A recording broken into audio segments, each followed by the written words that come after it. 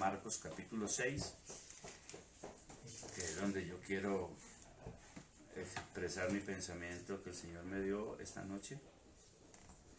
El verso 35 de Marcos capítulo 6 dice: mientras él aún hablaba, vinieron de casa del principal de la sinagoga diciendo: tu hija ha muerto, ¿para qué molestas más al maestro? Pero Jesús, luego que oyó lo que se decía, dijo al principal de la sinagoga: no temas, cree solamente. Y nos manda a creer y a no temer. Y en el verso 35 del capítulo, estábamos mirando el capítulo 5, verso 35, que habla de la dificultad que tuvo esta muchacha. Y la palabra que el Señor dijo: no temas, cree solamente. Es muy importante el verso 36. Y en el capítulo 6, el verso 35, dice: cuando ya era muy avanzada la hora, sus discípulos se acercaron a él diciendo: el lugar es desierto y la hora ya muy avanzada. Despídelos para que vayan a los campos y aldeas de alrededor y compren pan, pues no tienen qué comer. Respondiendo él les dijo: dadles vosotros de comer. Ellos le dijeron: que vayamos y compremos pan por 200 denarios y les demos de comer. Él les dijo: ¿cuántos panes tenéis? Id y vedlo. Y al saberlo dijeron: 5 y 2 peces. Y les mandó que hiciesen recostar a todos por grupos sobre la hierba verde. Y se recostaron por grupos de 100 en 100 y de 50 en 50. Entonces tomaron los 5 panes y los 2 peces, y levantando los ojos al cielo, bendijo y partió los panes y dio a sus discípulos para que los pusiesen delante, y repartió los 2 peces entre todos. Y comieron todos y se saciaron. Pero mire lo que dice el verso 35. Dice que los discípulos le dijeron al Señor: el lugar es desierto. El lugar es desierto y la hora ya muy avanzada. Yo anoche estaba hablando algo sobre esto y quiero recordarles algo de lo que yo leí anoche, que es el Génesis capítulo 28 y el verso número 11, que dice que salió pues Jacob de Beerseba y fue a Harán, y allí se relata cómo Jacob tiene un sueño, pero me llama la atención el verso 11, y llegó a un cierto lugar. Ahí fue donde yo hice énfasis anoche. Y llegó a un cierto lugar, no dice exactamente, específicamente en dónde. Llegó a un cierto lugar por la vera del camino. Y la Biblia dice que él toma una piedra y la pone como cabecera, y ahí empieza a soñar Jacob. Y cuando despierta Jacob, la Biblia dice que Jacob dice: ciertamente Jehová está en este lugar y yo no lo sabía. Ese es un detalle muy importante. Este mismo hombre tuvo otra experiencia importantísima con Dios. Un encuentro con el Señor importantísima. En el capítulo 32. Si usted abre la Biblia en el capítulo 32 de Génesis, a partir del verso 22, relata y dice: y se levantó aquella noche y tomó sus 2 mujeres y sus 2 siervas y sus 11 hijos, y pasó el vado de Jaboc. Y los tomó pues e hizo pasar el arroyo a ellos y a todo lo que tenía. Así se quedó Jacob solo, y luchó con él un varón hasta que rayaba el alba. De nuevo tiene otra experiencia. Pasa un vado. pasa un vado y allí está solo Jacob, pero ahí también tuvo un encuentro con el Señor. De nuevo hay otro encuentro de Jacob con Dios en otro lugar. Y en Génesis 28 dice que llegó a cierto lugar. A cierto lugar. Yo quiero que comprendamos, hermanos y amigos, esto esta noche. Porque hay una distorsión en lo que es adorar a Dios o alabarlo en cierto lugar. ¿Cómo es posible que nosotros adoremos a Dios contentos, efusivos, levantando la voz, aplaudiendo y haciendo tantas cosas, solo cuando estamos en un templo de 4 paredes para estar 500, 600, 700 o 1000 hermanos juntos, que es una bendición y lo vamos a retornar a nuestros templos? De eso no se preocupe, porque el Señor nos va a dar esa bendición, porque es una bendición grande, como lo dice el Salmo 133. Estar los hermanos juntos en armonía, eso es maravilloso, y todos los esfuerzos que ha hecho la iglesia del Señor en todos los lugares para obtener sus lugares de predicación, eso nos lo dio el Señor. Y estuvimos años y años y años y años así. Aún por amenazas de cierre de templos en nuestro país, el plan de ordenamiento territorial, muchas amenazas de sellamiento por el ruido, por tantas cosas, pero aún así estuvimos en nuestros templos. Y ahora no nos están cerrando los templos por la bulla, ahora tocó obligado por un virus. Todo el mundo para su casa. ¿Y ahora qué vamos a hacer? ¿Cómo vamos a adorar a Dios? Músicos, le invito a todos los músicos, cantantes, los que tocan los pianos, los que tocan la flauta, los que tocan las trompetas y las hay, el bajo, la batería. Hermano, adore a Dios ahí en su casa, donde usted está. Ahora es que Dios te está mirando. Si lo adoras solamente para que miren tu habilidad para tocar las teclas, o tu velocidad para tocar el requinto, o la ductilidad que tienes para tocar el bajo, o la destreza que tienes en la batería. Cuando estás ante 600 o 700 hermanos, ahí lloras, ahí levantas las manos y haces alarde de tus grandes habilidades. Y ahora que estás en casa, ¿qué vas a hacer? ¿Vas a esperar 40 días más que regresemos a un templo? Y si esto se prolonga, ¿cuánto tiempo quedarás sin adorar a Dios? ¿Cómo te afligirías tú al no poder exhibir tus habilidades frente a una gran multitud en una convención como en Cali o Barranquilla o Medellín, donde hay 35, 20, 40 mil personas?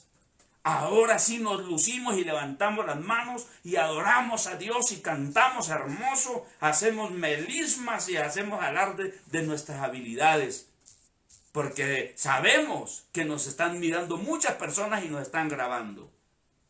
Y ahora que ya no tenemos todo eso, ¿qué vamos a hacer? El verdadero adorador adora a Dios en un rincón del templo, como se lo voy a leer. Ora a Dios no importando quién lo vea, porque Jesús dijo que no seamos como los gentiles, que aman ser vistos de los hombres. Hay gente que adora a Dios solamente porque los están viendo, para poder exhibir, reitero, sus habilidades, su gran velocidad. Eso está muy bien. Si eres rápido, si eres hábil, sé más hábil. Pide a Dios que te aumente la sabiduría. Pero tu adoración no depende de la multitud, mi hermana y mi hermano. Tus notas, las cuerdas, esa voz tan hermosa que tienes, te la dio el Señor no solamente para que lo exaltes en un coliseo.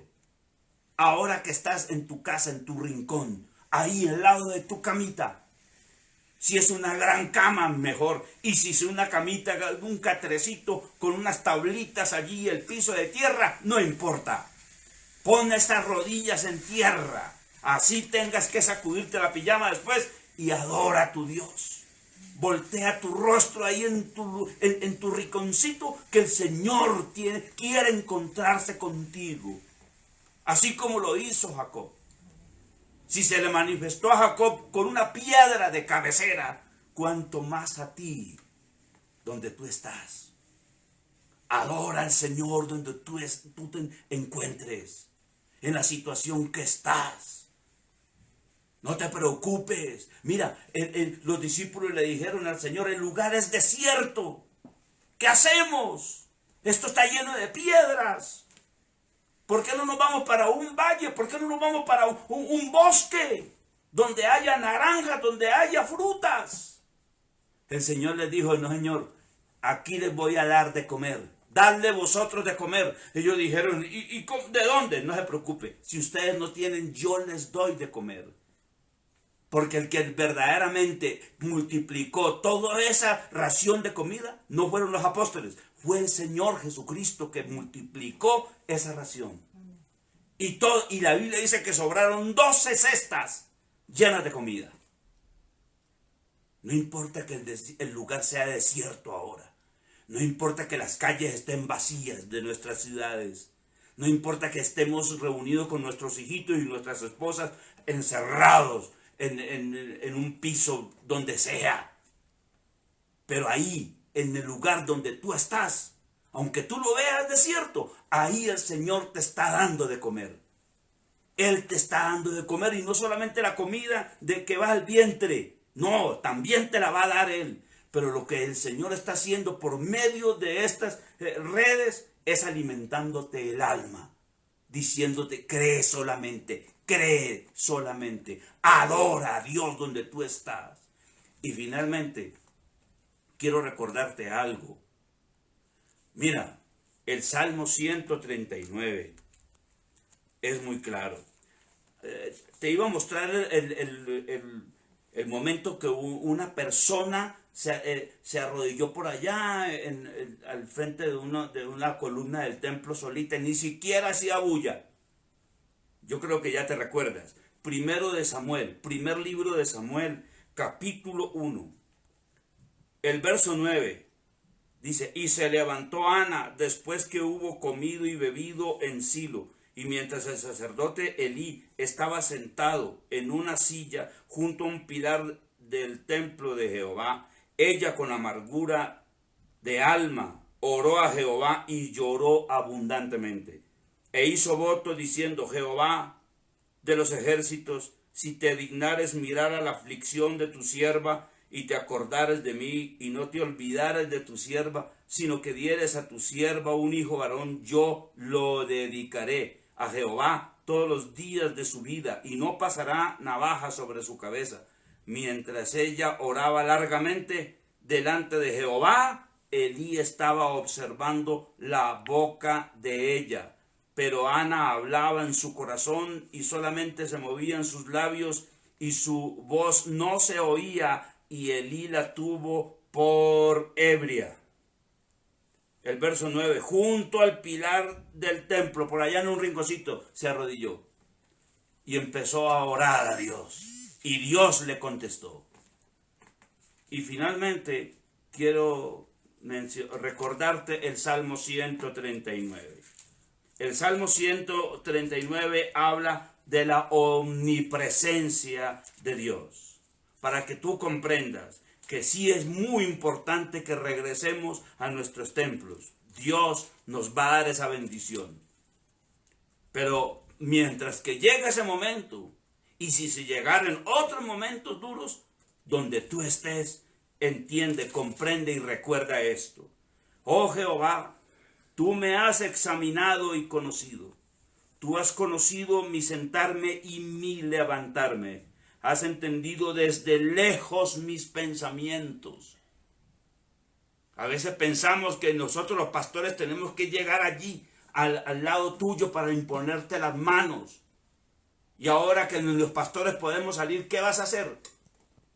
Cuando la Biblia dice que por allá un centurión le dijo al Señor Jesús, no soy digno de que entres a mi casa, pero solamente di tu palabra y mi criado sanará. Y el Señor le dijo, ve porque tu criado está sano. Y cuando fue, el criado estaba sano. Y se acordó que era la hora que Jesús le había dicho que él iba a sanar. El Señor te sana a la distancia. Por eso dice David, desde lejos, has escudriñado desde lejos mis pensamientos. Él entiende tus pensamientos desde lejos. Reitero, ahora no vayan algunas personas van a aprovechar un mensaje como esto para justificarse y decir, se fija que no hay necesidad de ir al templo. Ese ya es el otro extremo.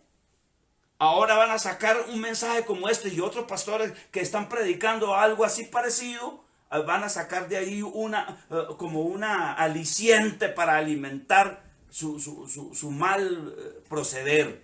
Y decir, se fija que no hay necesidad de ir al templo. Entonces en mi casa, ¿yo para qué templo? No exageres, porque la Biblia sí habla que el evangelio se predicaba por el templo y por las casas.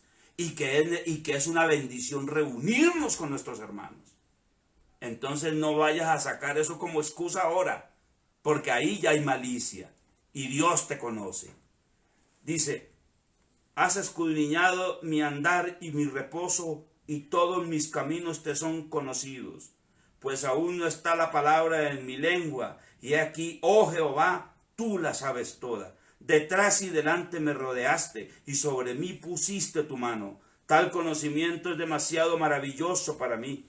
Alto es, no lo puedo comprender. ¿A dónde me iré de tu espíritu y a dónde huiré de tu presencia? Si subiera a los cielos, allí estás tú. Y si en el Seol hiciere mi estrado, he aquí, allí tú estás. El Señor es omnipresente.